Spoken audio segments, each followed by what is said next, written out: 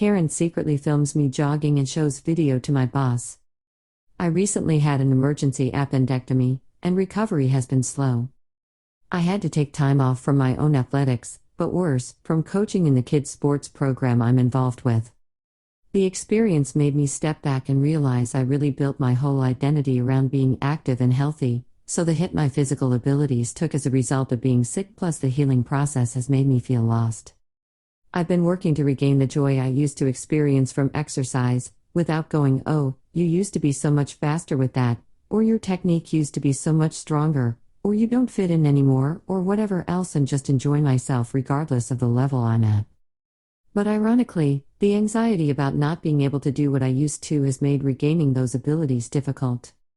It made me self-conscious about exercising in public spaces, but I was starting to finally get over it as friends convinced me the source of the concerns were all in my head. There's no way to get back to it other than training, so despite the anxiety I started running again, as soon as the doctors approved it. I went to the local track and just did a few slow laps each morning, building up speed every few days, and I've only just been authorized to add some sprints and bodyweight strength training to the mix. Occasionally there were other people at the track, but I didn't really notice because I run with headphones on and try to zone out in these lighter sessions. But little did I know my friends were wrong. It was not all in my head. I was being watched, and more than that, I was being judged. My absolute catastrophe level worst nightmare at this stage of building back my strength and speed. On Friday I was setting up for practice at the kids program, and the head coach asked me into his office because a parent had a complaint. A parent I didn't know too well, Karen, was there, and he said she had specific complaints about me. The meeting almost didn't happen because of Karen's initial refusal to put on a mask, required in our facilities for now, but eventually her desire to tell on me for whatever she thought she had me on overrode her freedoms to infect everyone. I was a bit nervous, as anyone is being called to meet with their boss over a complaint, but I figured it was a classic case of my kid should start more, or I know my kid tried out as a midfielder but I want him/her to switch to defense, that kind of rules don't apply to me thing.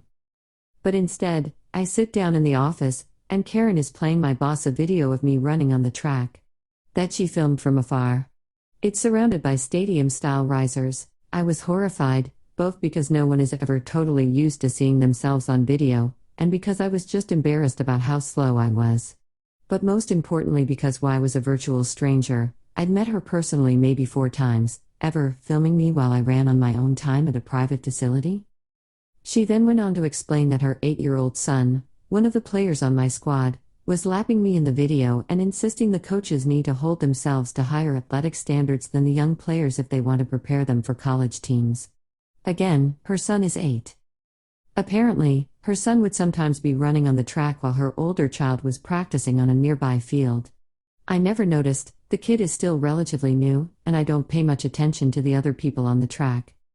My boss patiently but firmly explained to Karen that my physical abilities are not the parents' concern and all personnel are closely managed by the head coaches who understand each unique situation and what's appropriate, and that her son wouldn't be impacted.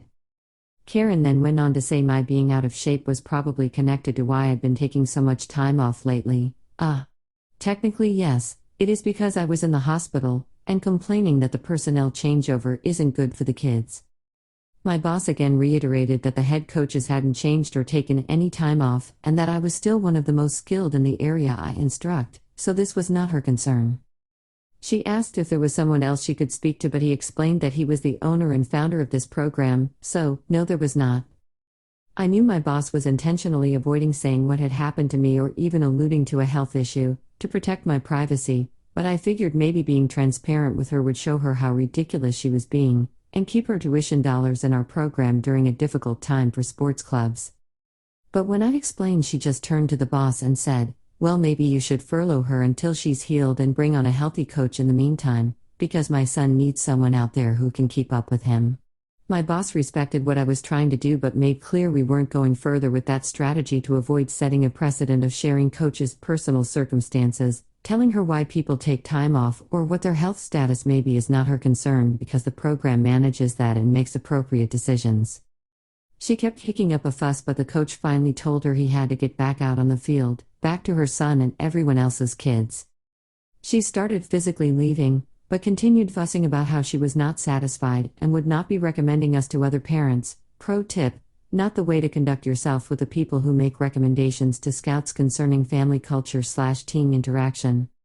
The coach wasn't preparing to leave. Instead, he stopped her in her tracks to tell her if she was found to be surveilling or otherwise harassing any staff members again, she would be permabanned from the program. No games or practices, no team social events, no presence in our buildings, and no clemency.